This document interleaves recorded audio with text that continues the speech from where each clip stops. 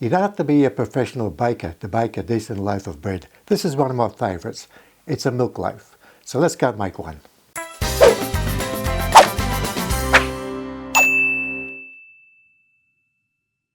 We start off with our dry ingredients. First of all, we need 500 grams of baker's strong flour. It's really important that we get the best quality flour. And what I mean by that is it needs to have high protein content in it, around about 12.5% thereabouts. Now, in order to get that softness that I'm after, we need to sieve our flour. You don't need to do this for a normal bread. Little bit by little bit.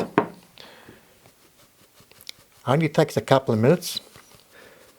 500 grams of flour is enough for a decent loaf of bread. So once our flour has been sifted, we add a tablespoon of sugar. We add 2 teaspoons of salt, and then I just mix that up. It's important that we mix the salt into the flour first before adding the yeast, simply because salt can destroy yeast. So we need to make sure that it's spread out evenly in our flour. So we finish mixing that in. Time to add the yeast. I use instant dry yeast. There's no need for it to add water to it, no need to wait for it to bubble up and foam up. We just add that straight in, like so. Most important thing is that you look at the expiry date.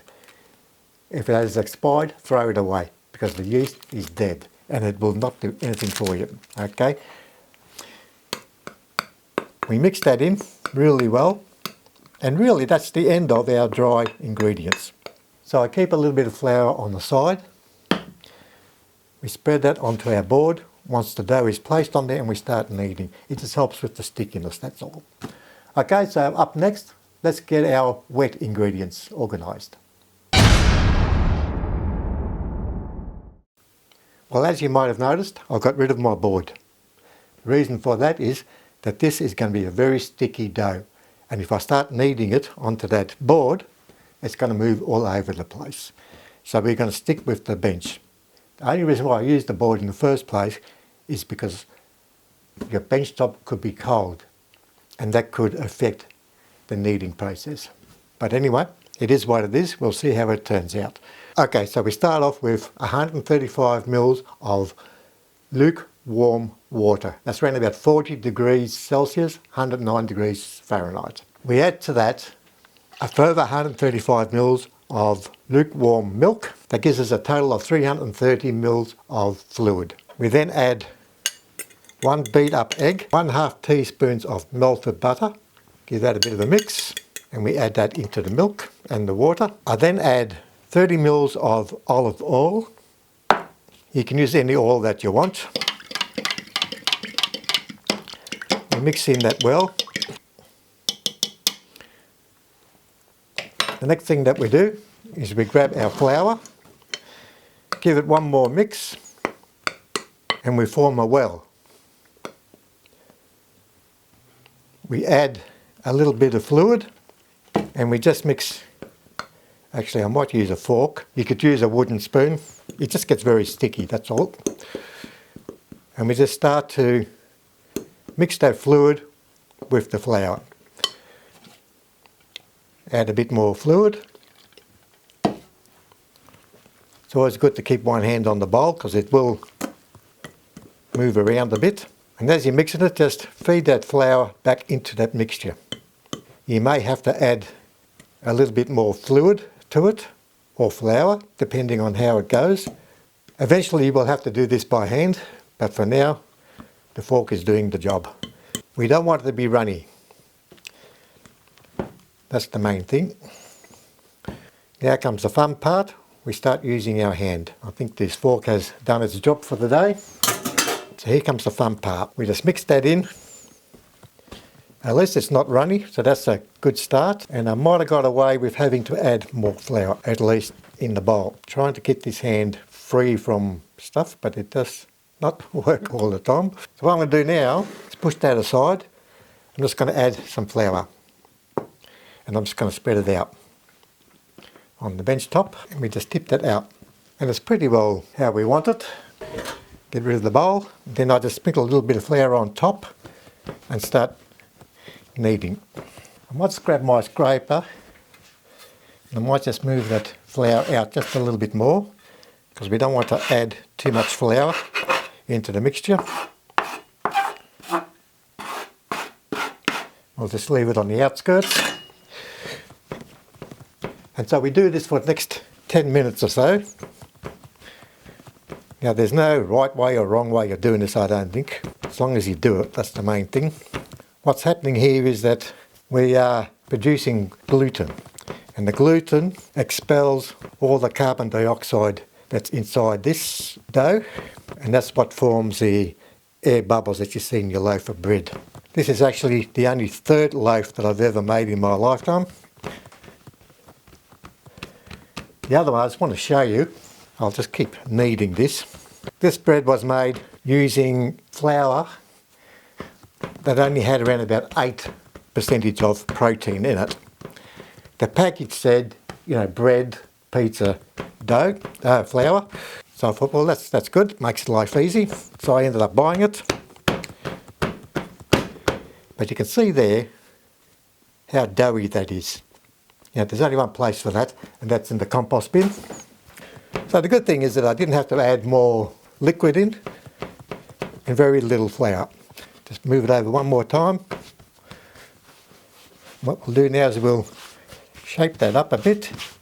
So what we do now is we grab our bowl,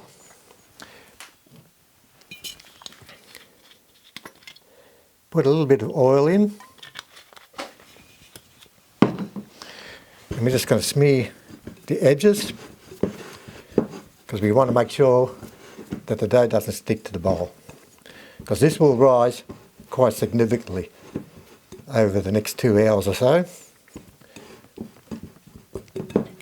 Put a little bit on the top there. Could be a little bit more smoother maybe. Might have used a bit too much flour maybe, I don't know. But anyway, it's going in. We'll soon find out. So we stick that in there. And we'll get our cling wrap.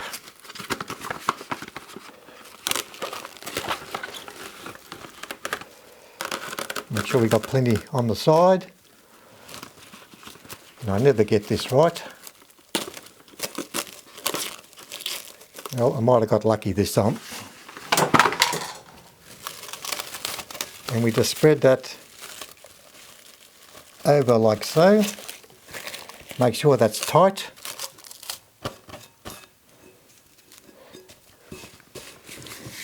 Now we're just going to stick that in a nice warm place and just let it grow over the next 2 hours or so. Or at least until it doubles its size. So it should pretty well fill up the whole bowl. I'll see you before you know it.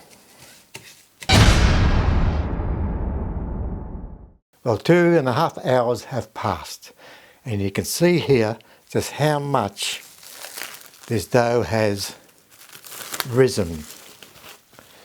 I'll get rid of the plastic. First thing I'm going to do is grab some of this flour and spread it out. What we do is we just punch it in, and you can see there how it just collapses. That's what we want. We bring it out.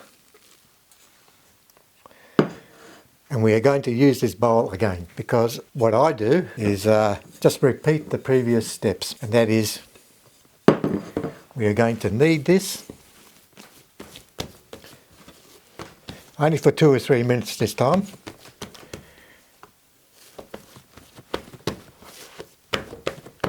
And we're going to place it back in the bowl, and we're going to let it sit there for another 2 hours. What that does is 2 things. One, I know I'm going to get a nice fluffy, soft loaf of bread, which is what I'm after. And by doing it twice, it's going to add extra flavour to the bread. I'll just get rid of this flour because I don't need that. So a couple of minutes is up. I'm just going to recheck to make sure this bowl is covered. What we're going to do is to shape this into a ball. place it in here and I'm going to let that sit for another 2 hours. So there it is. Another 2 hours wait. I'll see you then. So it's just been a couple of hours and look at that. Look how much it has risen. This is the second time around. We'll just remove the plastic.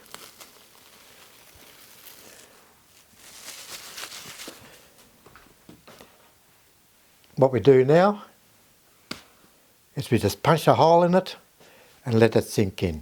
I'm just going to spread. That's probably more than enough. Must make a mental note to myself not to use so much flour. So with that, we just empty that out.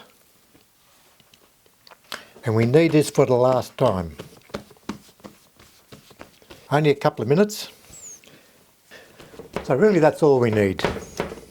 So you can see there, the elastic there. Not sure whether the camera can actually pick that up or not, but that to me tells me that we are right to go. And I think we'll just start to bring it in. We've got to start shaping it because this is ready to go into the, well, not quite ready to go into the oven. It needs to be set aside for another hour or so. We get our tray, baking paper. I'm just going to use some of this flour. We could stretch it a little bit. Place it on there.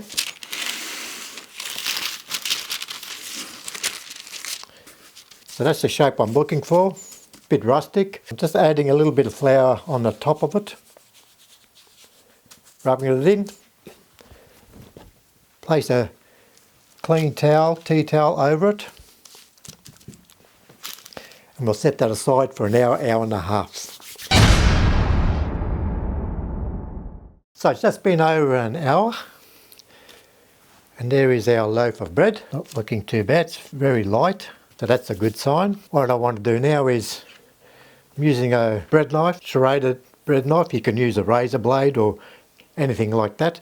We're going to put a few grooves in here. So very lightly, we just go over it like so. Another one here. You can see how easy the bread knife cuts into it, as long as you do it lightly. And maybe just one more here. So what I've got here is a beaten egg, and we're just going to very lightly go over the top of this, around the edges. So this will give it a bit of a glaze and help the browning of it. I think that'll do it. We have sesame seeds and poppy seeds mixed here. What I'll do is I'll just decorate it a little bit, but it will add a little bit of fibre to our diet. And so there we have it. One milk loaf ready to go into the oven, 20-30 minutes, and we'll see what the end result is. So we placed the bread in a preheated oven at 220 degrees Celsius, that's 428 degrees Fahrenheit. We turn the heat down to 180 degrees Celsius, that's 375 degrees Fahrenheit, and bake for 20 to 30 minutes. We then remove the bread from the stove and allow it to rest for 1 hour on a rack.